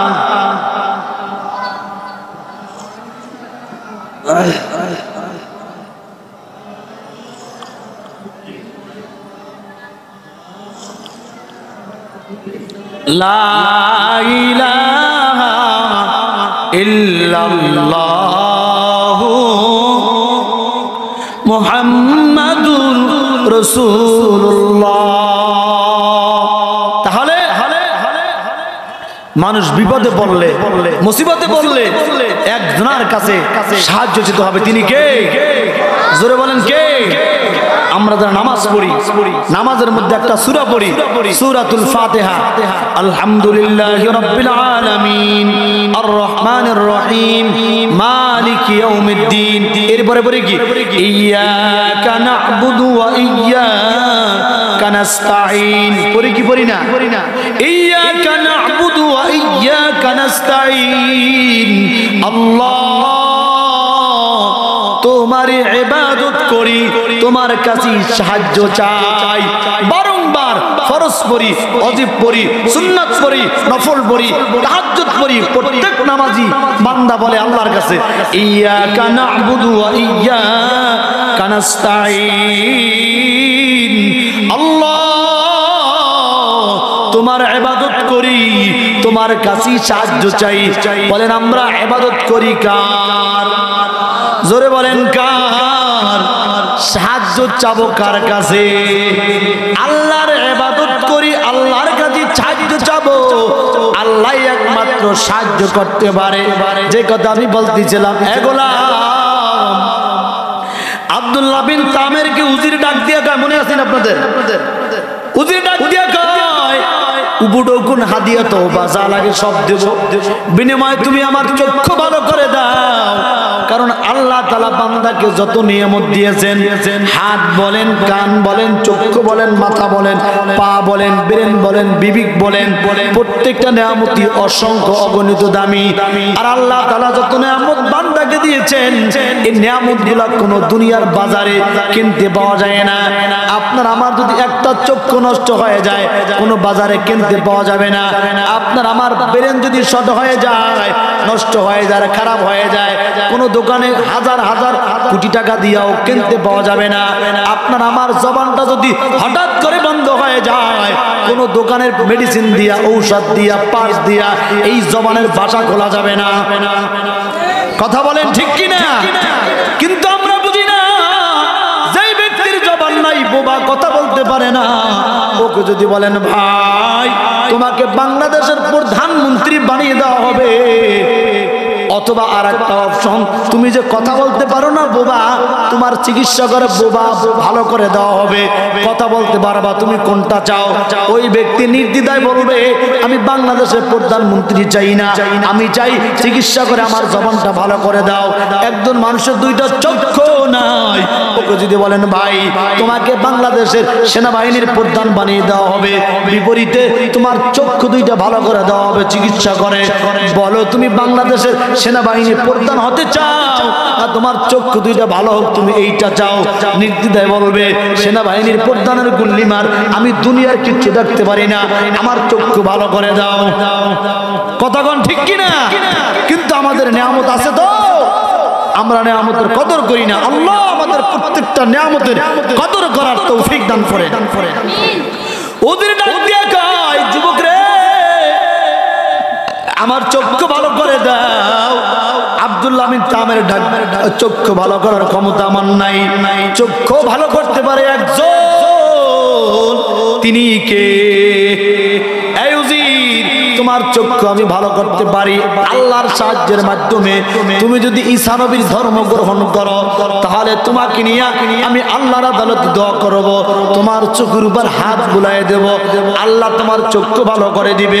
উজির রাজি হয়ে গেছে, কারণ চোখের মতো দামি জিনিস কিছুই নাই। উজির কালেমা পড়ছে লা ইলাহা ইল্লাল্লাহ ঈসা রূহুল্লাহ। এবার আব্দুল্লাহ বিন তামির ওই হুজুরকে নিয়ে আল্লাহর আদালতে দোয়া করে, আল্লাহ হুজুরের চক্ষু তুমি ভালো করে দাও। দোয়া করতে দেরি হয়, হুজুরের চক্ষু আল্লাহ তাআলা ভালো করে দেয়। হুজুর পরের দিন রাজ দরবারে যায়, ইউসুফ জুনাওয়াজের দরবারে যায়। সামনে বসার পর ইউসুফ জুনাওয়াজ তাকে দেখতেছে, অন্ধ হুজুরের চক্ষু ভালো হয়ে গেছে। কিরে অন্ধ হুজুর, তুই না অন্ধ ছিলি, তোর চক্ষু ভালো হইল কেমনে? কোন ডাক্তারের কাছে চিকিৎসা নিয়েছি? কে তোকে ভালো করেছে? হুজুর চোখের পানি ছাড়িয়ে দেওয়া বলে, ইউসুফ জুনাওয়াজ বাদশা নামদার, আমি দুনিয়ার কোন ডাক্তারের কাছে যাই নাই, আমি কোন চিকিৎসা নেই নাই, আমার চক্ষু ভালো করে দিয়েছে আল্লাহ। এই আল্লাহ আবার কি? হুজুর ডাক দিয়ে কয়, আল্লাহ হলো তোমার আমার तमाम पृथ्वीर रब, तमाम मखलूक के सृष्टि करने वाला, तमाम मखलूक के पालने वाला, तमाम मखलूक के खावाने वाला, तमाम मखलूक समस्त किछुर आयोजन करने वाला अल्लाह। তিনি আমার চক্ষু ভালো করে দিয়েছেন। ইউসুফ জুনাওয়াজ আল্লাহর কথা শোনার সঙ্গে সঙ্গে মাথাটা খারাপ হয়ে গেছে, মেজাজটা খারাপ হয়ে গেছে। ইউসুফ রে, আমার ইউসুফের বাচ্চার মাথা খারাপ হয়ে গেছে। সঙ্গে সঙ্গে সেনাবাহিনী ডাক দিয়েছে, এই উজিরকে জেলখানার মধ্যে আবদ্ধ করো, বেতের আঘাত লাগাও আর ওর থেকে স্বীকারোক্তি নাও কার মাধ্যমে চক্ষু ভালো করলো। মারতে মারতে এবার উজির আব্দুল্লাহ বিন তামিরের কাছে যায় কালেমা পড়ছে। আব্দুল্লাহ বিন তামির আল্লাহর কাছে দোয়া করছে, এই জন্য চক্ষু ভালো হয়ে গেছে। এরপর সেনাবাহিনীগুলো পাঠাইছে আব্দুল্লাহ বিন তামিরের কাছে, এ আব্দুল্লাহ বিন তামির, তুই আমার দরবারে থাইকা বিশাল বড় অপরাধ করছিস, তোকে আমি বলছি বিদ্যুর কাছে যাবি, জাদুবিদ্যা শিখবি, বিদ্য মারা যাওয়ার পরে তার অনুসারী হইয়া আমার রাজ্যে কাজ করবি, কিন্তু আমার কথা নামই না। কার কাছে যে কোন মন্ত্র শিখছ? বলে আমি একটা মন্ত্র শিখছি, আল্লাহ আমার রব, এই রবই আমার সব, আল্লাহর ধর্ম আমি গ্রহণ করেছি, ঈসা নবীর ধর্ম আমি গ্রহণ করেছি। আব্দুল্লাহ বিন তামিরকে মারা শুরু করলো। মারতে মারতে কার থেকে শিখছো বল? ওই যে ঈসা নবীর, আমি সংক্ষেপ করে বলতেছি, অসুস্থ মানুষ কথা বলতো আমার কষ্ট হয়। আব্দুল্লাহ বিন তামির ঈসা নবীর ওই যে দরবেশ, তার থেকে যে এই কালেমা শিখছে, এই বিদ্যা শিখছে, তার নাম বললো। বুজুর্গ ইউসুফ জুনাওয়াজ ধরে আন্না জেলখানার মধ্যে ফাঁসি দিয়া দিচ্ছে। এগুলা এবার আব্দুল্লাহ বিন তামিরকে আটকাইছে। আটকানোর পরে আব্দুল্লাহ বিন তামিরকে যদি বাঁচায় রাখে, ও দিন দিন ঈসা নবীর ধর্মের প্রচার করতেই থাকবে, করতেই থাকবে। কিছু লোকজন রেডি করছে, আব্দুল্লাহ বিন তামিরকে বাঁচায় রাখা যাবে না, কারণ কারণ আব্দুল্লাহ বিন তামির কালেমার কথা বলে, আল্লাহর জমিনে আল্লাহর দ্বীন প্রতিষ্ঠা করার কথা বলে। এজন্য কি করতে হবে? আব্দুল্লাহ বিন তামিরকে মারতে হবে। কয়েকজন লোকজন রেডি করছে আব্দুল্লাহ বিন তামিরকে পাহাড়ের চূড়ায় নিয়ে যাবা। কয়েকজন লোক পাহাড়ের চূড়ায় নিয়ে গেছে। বাদশা বলছে তার হাত পাও বান্দা পাহাড়ের চূড়া থেকে ছেড়ে দেবা, গড়ায়া গড়ায়া পইরা আব্দুল্লাহ বিন তামির মরে যাবে। পাহাড়ের চূড়ায় বাদশার লোকজন নিয়ে উঠছে। যখনই আব্দুল্লাহ বিন তামিরের হাত পা বান্ধা শুরু করছে, অমনি পাহাড়ের মধ্যে ভূমিকম্প শুরু হয়ে গেছে। বাদশার লোকজন গুলা গড়ায়া গড়ায়া পইরা অস্তিত্বহীন হয়ে গেছে। আব্দুল্লাহ বিন তামির আল্লাহর কাছে বলে আল্লাহ, বলেন না আল্লাহ, আরো জোরে বলেন না আল্লাহ। আল্লাহ তুমি আমার হেফাজত করবা, তুমি আমার রক্ষা করবা, কারণ তুমি ছাড়া আমার কেউ নাই। আব্দুল্লাহ বিন তামির সুস্থ শরীরে ইউসুফ জনাওয়াজ জালেম বাদশার কাছে হাজির। আর জালেম বাদশা যাদেরকে পাঠাইছে আব্দুল্লাহ বিন তামিরকে মারতে, তারা সব মইরা শেষ হয়ে গেছে। আল্লাহু আকবার। হে আব্দুল্লাহ, ব্যাপার কি? তোকে পাঠাইলাম মারার জন্য, আমার লোকজন কই? তুই বাঁচলি কিভাবে? আব্দুল্লাহ বিন তামির ডাক দিয়া কয়, তুমি যাদেরকে আমাকে মারার জন্য পাঠাইছো এদেরকে আমার আল্লাহ মাইরা ভর্তা বানায় শেষ করে দিয়েছে। আমার আল্লাহ আমাকে বাঁচায়া তোমার দরবারে হাজির করে দিয়েছে। আল্লাহু আকবার। দ্বিতীয় গ্রুপ ঠিক করছে আব্দুল্লাহ বিন তামিরকে এবার পাহাড়ের চূড়ায় নেবা না, সমুদ্রের মাঝখানে নিয়ে ছেড়ে দেবা। এবার আরো কয়েকজন লোক নৌকা নিয়ে আব্দুল্লাহ বিন তামির কিনা নদীর সমুদ্রের মাঝখানে চলে গেছে। এই আব্দুল্লাহ বিন তামিরের হাত পাও বান্ধা সমুদ্রের মধ্যে ফেলে দেবা। যখনই নদীর সমুদ্রের মাঝখানে চলে গেছে, এমন প্রলয়নকারী ঝড় আর তুফান শুরু হয়ে গেছে, নৌকা তোলায়া বাদশার লোকজন সব নিশ্চিহ্ন হয়ে গেছে। আব্দুল্লাহ বিন তামির নদীর উপর দিয়া হাইটা হাইটা ইউসুফ জনাওয়াজ জালেম বাদশার দরবারে হাজির। এই আব্দুল্লাহ, তোকে যে মারার জন্য লোকজন পাঠাইলাম, লোকজন কোথায়? বলে তুমি যেই লোকজনগুলা পাঠাইছো এই লোকজনগুলা সব সাগরের নদীর সমুদ্রের তলদেশে তৈলা গেছে। আর আমার আল্লাহ আমার রব আমাকে বাঁচাইয়া তোমার সামনে হাজির করে দিয়েছে। এর নাম কি? জোরে বলেন কে? ব্যাপার কি? কোন ভাবি আব্দুল্লাহকে মারার জন্য যত চেষ্টা করে, কৌশল করে, সফল হতে পারে না। কিন্তু যে ইমানদার, যে মুমিন, যে আল্লাহকে বিশ্বাস করে, তার মধ্যে মৃত্যুর ভয় নাই। কারণ ইমানদার যারা হবে, ক্বালা রাসূলুল্লাহ সাল্লাল্লাহু আলাইহি ওয়াসাল্লাম তুহফাতুল মুমিনিন মাউত, আল্লাহ নবী বলেন ইমানদারের জন্য মৃত্যু হলো হাদিয়া। ইমানদার মৃত্যুকে ভয় পায় না, কারণ ইমানদার আর জান্নাতের মধ্যে ব্যবধান হলো মৃত্যু। ইমানদার মৃত্যু হতে দেরি হবে, জান্নাতে ঢুকতে দেরি হবে না। ঠিক কিনা বলেন? এজন্য ইমানদারের মৃত্যুর কোনো টেনশন নাই। ইমানদার অপেক্ষায় থাকে কখন আমি মারা যাব আর কখন আমি আমার রব আল্লাহর সাথে সাক্ষাৎ করব। সুবহানাল্লাহ, জোরে কও। কোন ভাবি জালেম বাদশা আব্দুল্লাহ বিন তামিরকে মারতে পারতেছে না। কি করার? বলতেছে ইউসুফ জনাওয়াজ, আপনি কি আমাকে মারতেই চান? বলে হ্যাঁ, তোমাকে মারার জন্যই যত কৌশল। তুমি থাকলে আমার রাজ্য ঠিক থাকবে না, তুমি থাকলে তোমার ধর্মের কথা বলবা আর মানুষ তোমার ধর্মে দীক্ষিত হবে, কালেমার দাওয়াত ইয়ামান দেশে ছড়িয়ে যাবে, মুসলমানে পুরো ইয়ামান দেশ ভরে যাবে। কাজে তোমাকে মারতেই হবে। আব্দুল্লাহ বিন তামির ডাক দিয়ে বাদশা, তুমি যত কৌশল করো, যত ফন্দি আঁকো না কেন, তুমি আমাকে মারতে পারবা না। কারণ তুমি হায়াতের মালিকও না, তুমি মওতের মালিকও না। হায়াতের মালিক কে? জোরে বলেন কে? মওতের মালিক কে? আল্লাহ যাকে বাঁচায় রাখে। পৃথিবীর কোন ষড়যন্ত্র, কোন গুলি, কোন পিস্তল, কোন রাইফেল, কোন চাকুর আঘাতে ওই ব্যক্তির মৃত্যু হতে পারে না। আল্লাহ যাকে মৃত্যু লিখে রাখছে, কোন সেনাবাহিনী দিয়া, কোন কল কৌশল দিয়া, কোন নিরাপত্তা দিয়া তাকে বাঁচানো সম্ভব হয়। কথা বলেন ঠিক কিনা? আব্দুল্লাহ বিন তামির বলেন, ইউসুফ জনাওয়াজ, তুমি আমাকে মারার জন্য যত ফন্দি আঁকো না কেন, তুমি আমাকে মারতে পারবে না, কারণ মৃত্যুর মালিক তুমি না, বাঁচায় রাখার মালিক তুমি না। তুমি যদি আমাকে মারতে চাও আমি তোমাকে পদ্ধতি শিখাই দেই। জোরে বলেন আল্লাহু আকবার। নিজে মরবে সেই পদ্ধতি শিখাই দিছি। আমাকে যদি মারতে হয় আমি যেই নিয়ম কানুন বলবো এই নিয়ম কানুন যদি তুমি অবলম্বন করো, পালন করো, তাহলে আমাকে মারতে পারবা। হ্যাঁ বলো বলো কি নিয়ম কানুন?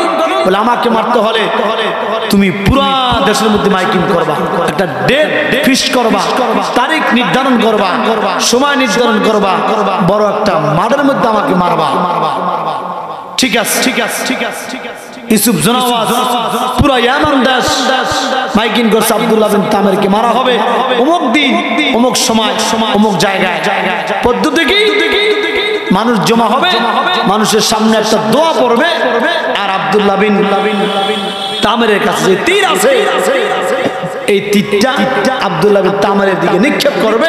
ওই তীরটা আব্দুল্লাহ বিন তামেরের গায়ে পড়লি আব্দুল্লাহ বিন তামের বলে আমি দুনিয়া থেকে বিদায় হয়ে যাব। আব্দুল্লাহ বিন তামের ডাক দিয়া গে ইউসুফ জনাওয়াজ তুমি আমাকে হাজার চেষ্টা করে মারতে পারবা না, আমি তোমাকে পদ্ধতি শিখাইয়া দেই। মাইকিং করবা, এলান করবা, লক্ষ লক্ষ মানুষ জমা হয়ে যাবে। নির্ধারিত সময় একটা তীর তোমার হাতে থাকবে আর আমি তোমাকে একটা দোয়া শিখাই দেই। এই দোয়াটা পরে তুমি আমার গায়ে তীরটা নিক্ষেপ করার সঙ্গে সঙ্গে আমি দুনিয়া থেকে বিদায় হয়ে যাব। দোয়াটা হলো বিসমিল্লাহি রাব্বিল গোলাম। এই রবের এই যুবকের গোলাম, এই গোলামের এই যুবকের রবের নামে তীর নিক্ষেপ করলাম। বিসমিল্লাহি রাব্বিল গোলাম। বাদশা জালেম বাদশা ইউসুফ জনাওয়াজ এলান করে দিয়েছে, লক্ষ লক্ষ মানুষ জমা হয়ে গেছে। এই কেমন যুবক মৃত্যুর জন্য পদ্ধতি শিখায়া দেয়, মরার জন্য নিজের রাস্তা বাতলে নেয়। আর আমরা দুনিয়ার মানুষ মরণ থেকে বাঁচবার চেষ্টা করি, মরণ থেকে পালাবার চেষ্টা করি। আর ইউসুফ জনাওয়াজের জালেম বাদশার সামনে দাঁড়াইয়া ইমানদার যুবক জালেম বাদশার সামনে দাঁড়াইয়া আব্দুল্লাহ বিন তামের মৃত্যুর পদ্ধতি শিখায়া দেয়। কি মৃত্যুর পদ্ধতি? মানুষ যখন জমা হয়ে যাবে ইউসুফ জনাওয়াজ তুমি পড়বা বিসমিল্লাহি রাব্বিল গোলাম। এই দোয়া পরে ইউসুফ জনাওয়াজ যখন আব্দুল্লাহ বিন তামের গায়ে তীর নিক্ষেপ করলেন, তীর নিক্ষেপ করার সঙ্গে সঙ্গে আব্দুল্লাহ বিন তামের মৃত্যু হয়ে যায়। উপস্থিত লক্ষ লক্ষ মানুষগুলা সবাই কালেমা পড়ে উঠছে লা ইলাহা ইল্লাল্লাহ ঈসা রূহুল্লাহ। সবাই আশ্চর্য হয়ে গেছে, কেমন ধর্ম গ্রহণ করেছে, কেমন আল্লাহর উপর বিশ্বাস, কেমন কালেমার কথা ছড়াইতে চায়, কেমন দিন প্রতিষ্ঠা করতে চায়, নিজের মৃত্যুকে পাইছে না। তাহলে এই যুবকের ধর্মই হবে সত্য, এই যুবকের ধর্মই হবে সঠিক, এই যুবকের ধর্মই হবে জান্নাতে যাওয়ার ধর্ম। এই জন্য ইউসুফ জনাওয়াজ চাইছিল একজন ব্যক্তিকে মাইরা কালেমার আওয়াজ বন্ধ করে দিবে, ইসলামের আওয়াজ বন্ধ করে দিবে, কোরআনের ইসলাম ধর্মের কোন প্রচার প্রসার থাকবে না, জান্নাত জাহান্নামের বয়ান থাকবে না। কিন্তু আব্দুল্লাহ বিন তামের একজন যুবকের মৃত্যুর কারণে, একজন যুবকের শহীদ হওয়ার কারণে উপস্থিত লক্ষ লক্ষ মানুষগুলা ইউসুফ জনাওয়াজের ধর্ম ত্যাগ করে জালেম বাদশাকে বিদ্যাঙ্গুলি দেখায়া সবাই পড়ছে লা ইলাহা ইল্লাল্লাহু ঈসা রূহুল্লাহ। সবাই মুসলমান হয়ে গেছে, ঈসা ধর্মের অনুসারী হয়ে গেছে। এ যুবক ভাই, বিরুদ্ধ বাবাজিরা, আমি আপনাদেরকে কাছ থেকে জানতে চাই, একজন যুবককে মাইরা ইসলাম কি ত্বরান্বিত হয়েছে না অবনতি হয়েছে?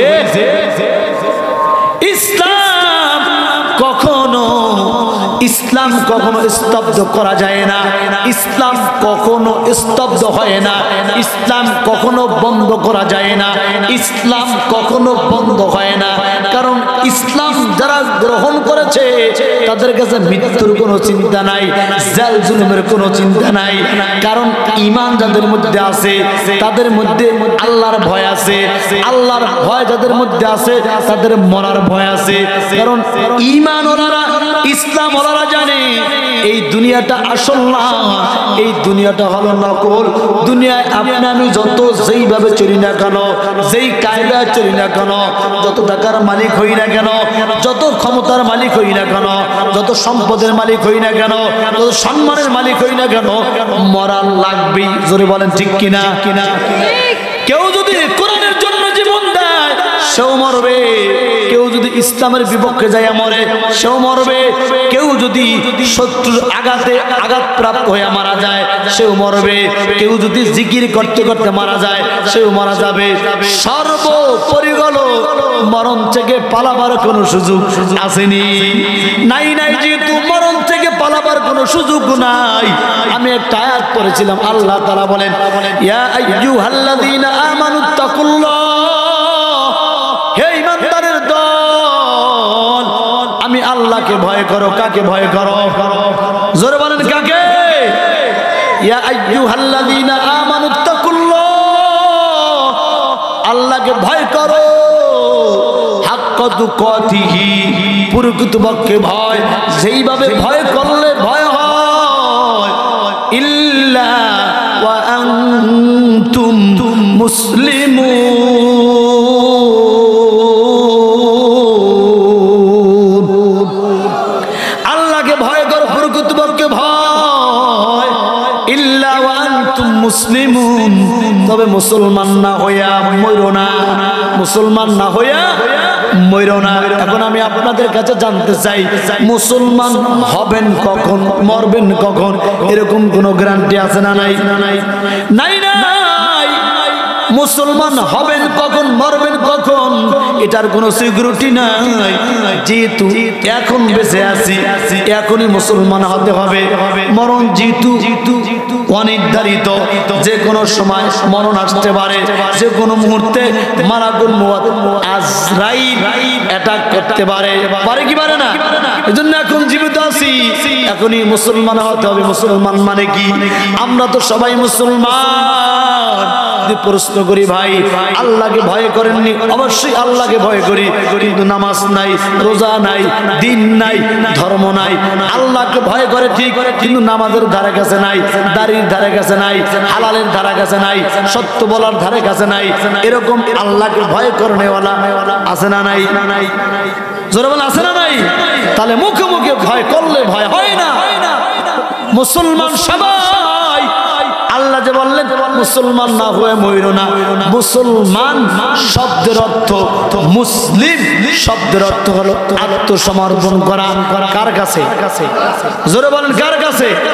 আল্লাহর কাছে আত্মসমর্পণ করা, অর্থাৎ আমার যাহা কিছু আছে সব কিছু আমি আল্লাহর জন্য উৎসর্গ করব। আল্লাহর কাছে আমার সব কিছু। কুল ইন্না সালাতি ওয়া নুসুকি ওয়া মাহইয়ায়া ওয়া মামাতি লিল্লাহি রাব্বিল আলামিন। আমার নামাজ, আমার রোজা, আমার কুরবানি একজনের জন্য হবে, তিনি কে? আমার যা কিছু আছে সব একজনের জন্য হবে। জোরে বলেন তিনি কে? ইল্লা ওয়া আনতুম মুসলিমুন, আত্মসমর্পণ করতে হবে আল্লাহর কাছে। আমি শুরুতে আপনাদেরকে বলেছিলাম যে ঈমানদার জান্নাতে আমরা সবাই যেতে চাই, কিন্তু জান্নাতে যাওয়ার জন্য কয়টা জিনিস দরকার?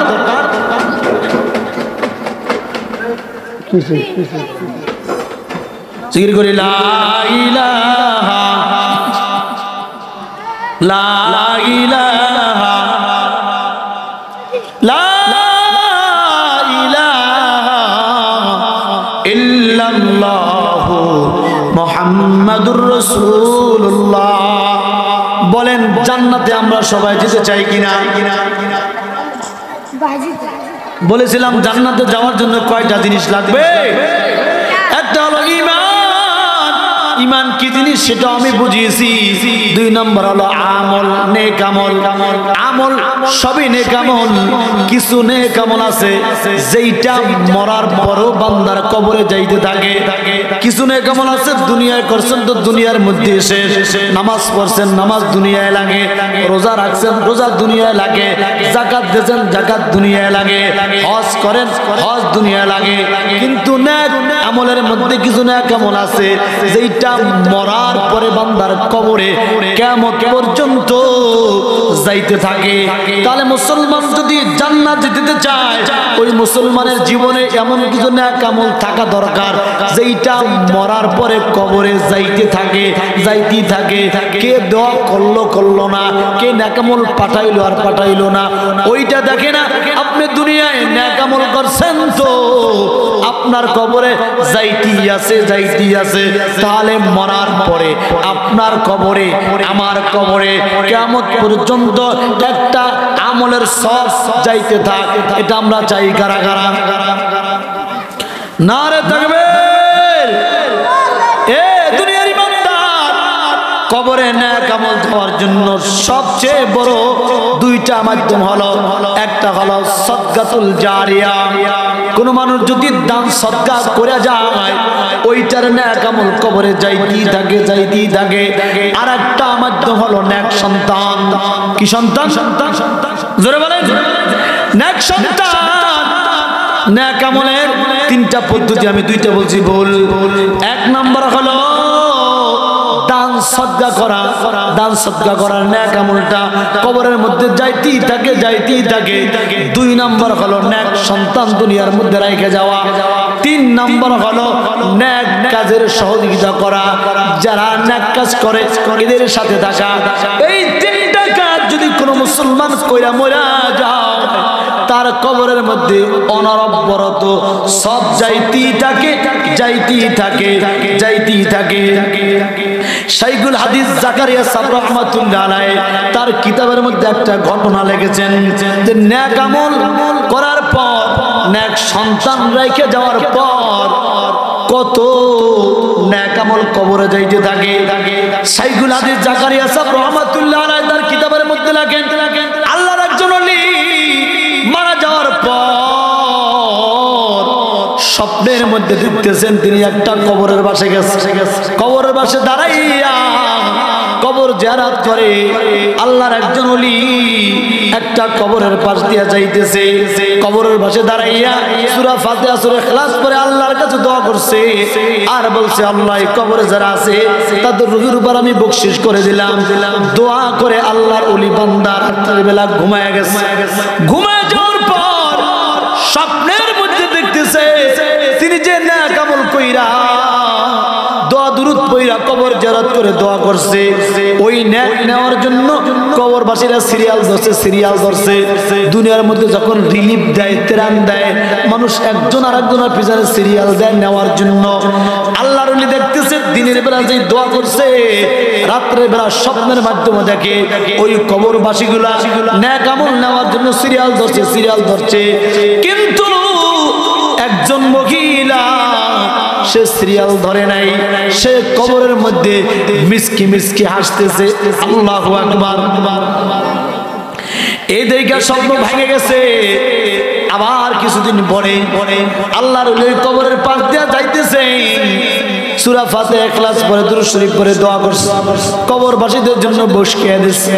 রাত্রে বেলা ঘুমায় গেছে। ঘুমায় যাওয়ার পর দেখতেছে মানুষগুলা নেক আমল নেওয়ার জন্য সিরিয়াল ধরছে। কিন্তু প্রথম দিনের যেই মহিলা কবরের মধ্যে আসতেছিল, ওই মহিলা আজকে নেক আমল নেওয়ার জন্য সিরিয়াল ধরছে। ব্যাপার কি? প্রথম মহিলা নেক আমল নেওয়ার জন্য সিরিয়াল ধরল না, দ্বিতীয়বার দেখতেছে নেক আমল নেওয়ার জন্য সিরিয়াল ধরছে। ব্যাপারটা কি? প্রথম জিজ্ঞাসা করেছিল, ও মা, সবাই তো নেক আমল নেওয়ার জন্য সিরিয়াল ধরছে, আপনি কেন নেক আমল নেওয়ার জন্য সিরিয়াল ধরলেন না? মহিলা ডাক দিয়া কয়, তোমার নেক আমল আমার অত একটা দরকার নাই, আমার জন্য যেটা নির্ধারিত সেটা আমি পেয়ে যাব। কারণ এই দুনিয়ার জমিনে আমার একজন নেককার সন্তান আছে কোরআনে হাফেজ, তিনি অমুক জায়গায় অমুক বাজারে ছোট্ট একটা পানের দোকান অথবা চার দোকানদারি করে, ওই আমার সন্তান যতক্ষণ পর্যন্ত দোকানে থাকে ততক্ষণ পর্যন্ত কোরআন শরীফ তেলাওয়াত করে, জিকির আজকার করে, আর আমি মায়ের কবরে পাঠাইতে থাকে। এজন্য আমি স্ন্যাক নেওয়ার জন্য সিরিয়াল ধরি নাই। দ্বিতীয়বার যখন মহিলা ন্যাক নেওয়ার জন্য সিরিয়াল ধরছে, এবার আল্লাহর ওলি জাকারিয়া সাহেব রাহমাতুল্লাহ আলাইহি কিতাবের মধ্যে লিখতেছেন, মহিলাকে ডাক দিয়ে বলে, মা প্রথম দিন তো ন্যাক আমল নিলেন না, দ্বিতীয় দিন আপনি আজকে ন্যাক আমল নেওয়ার জন্য সিরিয়াল ধরছেন কেন? ডাক দিয়ে কয়, বাবা প্রথম দিন ন্যাক আমল নেই নাই, আমার সন্তানটা প্রতিদিন আমার জন্য সালে সাফ করতে দোয়া করত, আমি ওইটা কবর থেকে পাইতাম, কিন্তু ওই ছেলেটা কয়েকদিন হয়ে গেছে মারা গেছে, এখন আর আমার জন্য দুনিয়ার মধ্যে কেউ কোরআন তেলাওয়াত করে না, আমার জন্য এখন আর কেউ দোয়া করে না, এখন আমি এই কবরের মধ্যে অন্যান্য মুর্দাগারের মধ্যে আমারও ন্যাক আমল দরকার। এজন্য বাবা আমি ন্যাক আমল নেওয়ার জন্য সিরিয়াল ধরেছি। এ মুসলমান ইমানদার আল্লাহর গোলাম, যদি কোনো নেককার সন্তান থাকে, ওই নেককার সন্তান যত ন্যাক আমল করে, যত ভালো আমল করে, কবরবাসী মার বাবা আত্মীয় স্বজনেরা ওই ন্যাক আমলগুলা কবরে পাইতে থাকে। পক্ষান্তরে কোনো সন্তান যদি কোনো বদ আমল করে, ওই বদ আমলের সাজা আযাব গজব পিতা মাতা কবরে পাইতে থাকে। এখন মরার পরে আপনি আমি মইরা যাব, মরা যাওয়ার পরে আপনার সন্তান আমার সন্তান দোয়া করবে কি করবে না? আপনার সন্তান আমার সন্তান কবরের পাশে দাঁড়াইবে কি দাঁড়াইবে না? এটা আপনিও জানেন না, আমিও জানি না। কারণ এই দুনিয়ার মধ্যে বহুত সন্তান আছে, পিতা মাতা লক্ষ লক্ষ টাকার থুইয়া মরে গেছে, সন্তান জুয়া খেইলা আড্ডা দিয়া নেতামি কইরা রাজনীতি কইরা পিতা মাতার সম্পত্তি সব ধ্বংস করে দিছে। আছে না নাই? অভাব নাই। সন্তান আপনার আমার জন্য দান সদকা করবে কিনা, নেক আমল করবে কিনা, এটার কোনো সিকিউরিটি নাই। আমি যেহেতু দুনিয়ায় বেঁচে আছি, আমার নেক আমল আমার দান সদকা যদি আমি কইরা যাইতে পারি, মরার পরে কারো অপেক্ষায় আমার থাকা লাগবে না, কোনো সন্তানের অপেক্ষায় থাকা লাগবে না, কোনো আত্মীয় স্বজনের অপেক্ষায় আমার থাকা লাগবে না। আমার নেক আমলের বদলা কবরের মধ্যে পাঠাইবেন কে? জোরে বলেন কে? এ মুসলমান ইমানদার আল্লাহর গোলাম, এই যে আপনাদের মহল্লার কৃতি সন্তান বন্ধুবার মুফতি ইনামুল বারী সাহেব এলাকার মধ্যে মাদ্রাসা প্রতিষ্ঠা করছে, ঢাকায় এক মাদ্রাসা প্রিন্সিপাল, ঢাকা এক বড় মসজিদের খতিব, এটা আপনাদের এলাকার সন্তান, আপনাদের গৌরব। এই মুফতি ইনামুল বারী, তোমার বাড়ি কোথায়? আমার বাড়ি শরীয়তপুর অমুক গ্রামে অমুক জায়গায়। গ্রামের নাম সুনাম হয় কি হয় না? আল্লাহর বান্দা যত জায়গা যায় এলাকার প্রত্যেকটা মুর্দাগান জিন্দাগানের জন্য দোয়া করে। চিন্তা করলেন আমি যদি আলেম হয়েছি, আমার দায়িত্ব হলো এই মহল্লার সমস্ত মানুষকে জাহান্নাম থেকে বাঁচাইয়া জান্নাতের রাস্তা দেখানো।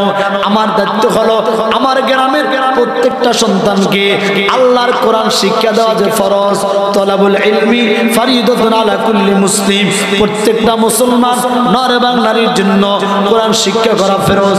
আল্লাহর বান্দা হাদিস পড়ছে, বিবিকে ঢুকছে, আমার গ্রামের প্রত্যেকটা মুসলমান নর এবং নারী যেন কোরআন শুদ্ধ করে পড়তে পারে।